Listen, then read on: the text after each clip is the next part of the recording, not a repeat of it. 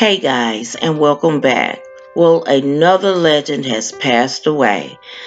He was born by the name Richard Wayne Penniman, but to you and me, we knew him as Little Richard. Now, Little Richard, the rock and roll trailblazer who was self-proclaimed the true king of rock and roll for his electrifying stage performance and lively piano skills, has died. He was 87 years old. Now, the Good Golly Miss Molly singer, agent of 40 years, Dick Allen, confirmed the musician death to people. Now, Little Richard passed away this morning from bone cancer in Nashville. He was living with his brother in Nashville. Now, Allen says he was battling for a good while, many years.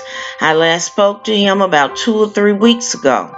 I knew he wasn't well, but he never really got into it. He just would say, "I'm not well." He's been suffering for many years with various aches and pains.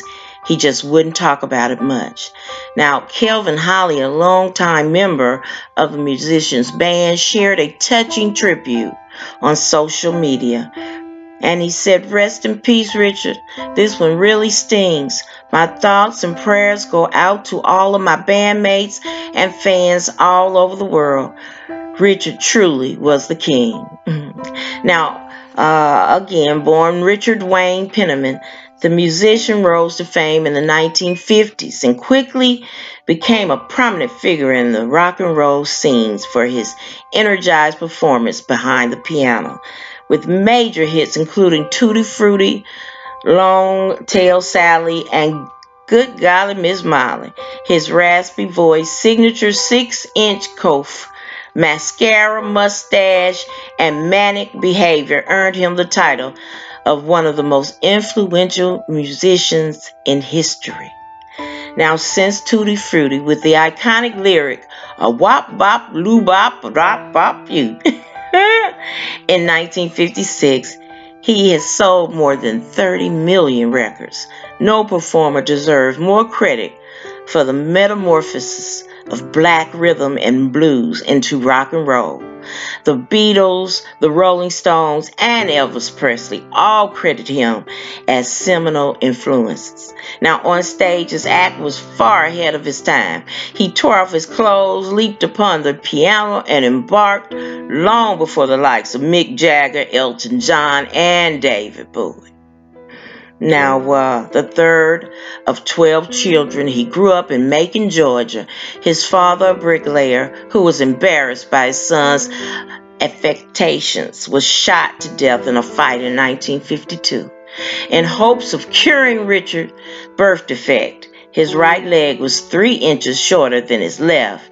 His mother, Leva, sent him to the New Hope Baptist Church every Sunday.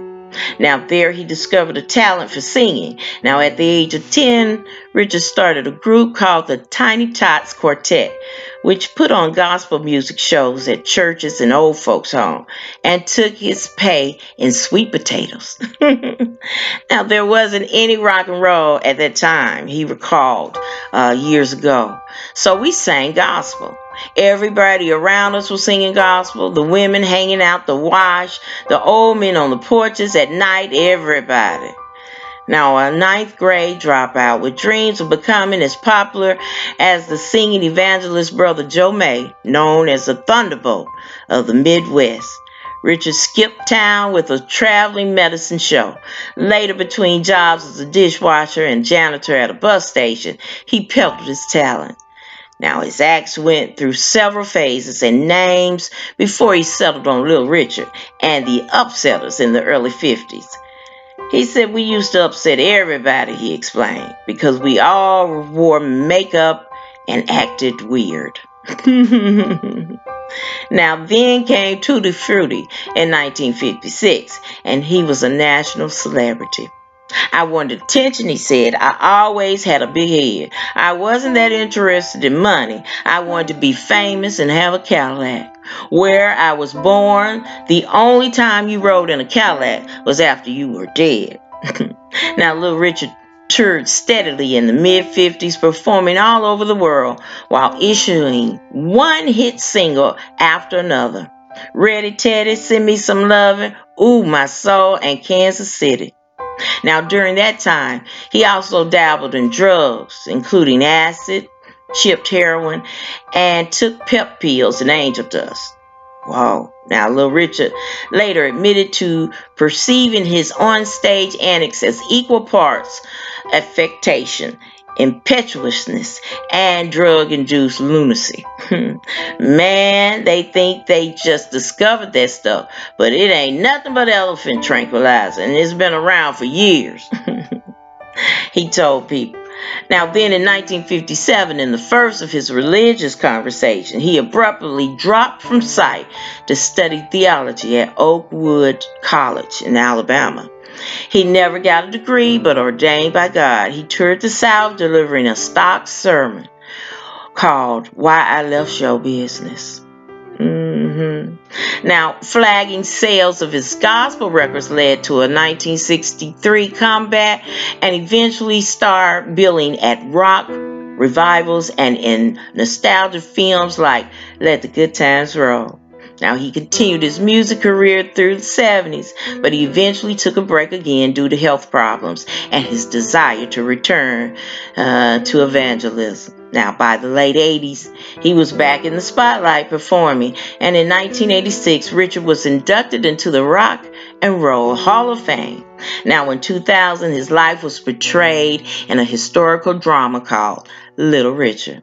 Now, 9 years later, Tutti Frutti was added to the U.S. Library of Congress National Recording Registry. Now, Richard continued performing into 2016, collaborating with artists including John Bon Jovi and Elton John, and headlined shows across the country. Now, on April 28, 2016, Richard's friend, Bootsy Collins, wrote on Facebook in a since-deleted post that the musician was not in the best of health and needed all the Funketeers to lift him up. Now, at that time, the reports were denied, with Richard's lawyer, William Sobel, explaining that the singer was frustrated with the rumors. Not only is my family not gathering around me because I'm ill, but I'm still singing. I don't perform like I used to, but I have my singing voice. I walk around. I had hip surgery a while ago, but I'm healthy, Richard told Rolling Stone. Now, Richard then remained out of spotlight, living in downtown Nashville until his final days. Yeah, and one thing Little Richard was known as helping others into the music business. If you watched his Little Richard movie, he helped the likes of James Brown, and on Cadillac Records, he helped I forgot his name, but he helped a lot of entertainers become stars. All right, guys. Well, I'll keep his family lifted up in prayer, and I hope you will too. All right, guys. Thank you so much for watching my video. I hope that you will like, share, and subscribe to my channel. And as always important, be blessed, y'all.